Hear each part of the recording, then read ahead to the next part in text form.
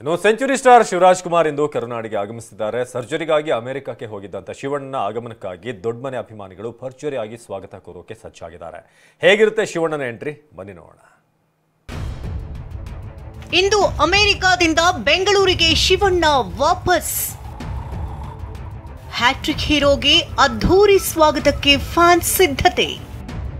Century star Shivraj ಕುಮಾರ್ಗೆ ಅನಾರೋಗ್ಯ ಅನ್ನೋ ಸುದ್ದಿ ಕೇಳಿದಾಗಲೇ ಇಡೀ ಕರುನಾಡು ಮಮ್ಮಲ ಮರುಗಿತ್ತು.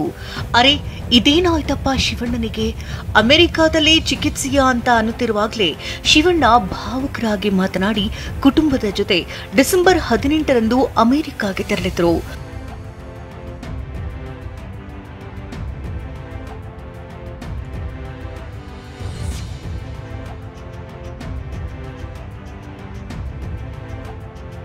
ಮೂತ್ರಕೋಶದ ಕ್ಯಾನ್ಸರ್ನಿಂದ ಬಳಲ್ತಾ ಇದ್ದ ಶಿವಣ್ಣನಿಗೆ ಡಿಸೆಂಬರ್ 24ರಂದು ಅಮೆರಿಕದ ಫ್ಲೋರಿಡಾದ ಮಿಯಾಮಿ ಆಸ್ಪತ್ರೆಯಲ್ಲಿ ಯಶಸ್ವಿ ಶಸ್ತ್ರಚಿಕಿತ್ಸೆ ನಡೆದಿತ್ತು.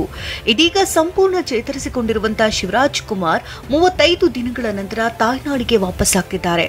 ಇಂದು ಬೆಳಗ್ಗೆ 8:30ರ ಸುಮಾರಿಗೆ ಬೆಂಗಳೂರು ಏರ್ಪೋರ್ಟ್ಗೆ ಬಂದಿಳಿಯಲಿದ್ದಾರೆ.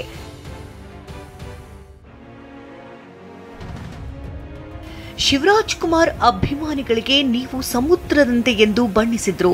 ಬೇಗ ಬರೋಕೆ ಕಾಯ್ತಿದ್ದೀನಿ ಅಂತ ಹೇಳಿ ಭಾವುಕರಾಗಿದ್ರು. ತಾಯ್ನಾಡಿಗೆ ಬರ್ತಿರೋ ಶಿವಣ್ಣನ ಅದ್ಧೂರಿಯಾಗಿ ಸ್ವಾಗತಿಸಲು ಅಭಿಮಾನಿಗಳು ಸಜ್ಜಾಗಿದ್ದಾರೆ. ಏರ್ಪೋರ್ಟ್ನ ಟೋಲ್ ಬಳಿಯಿಂದಲೇ ಅದ್ಧೂರಿಯಾಗಿ ವೆಲ್ಕಮ್ ಮಾಡಲಿದ್ದಾರೆ.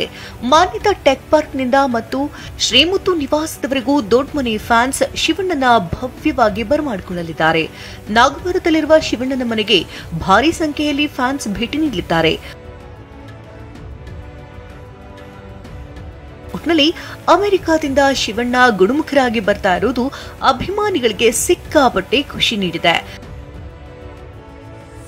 Maltesh Jaggin, entertainment bureau, TV9.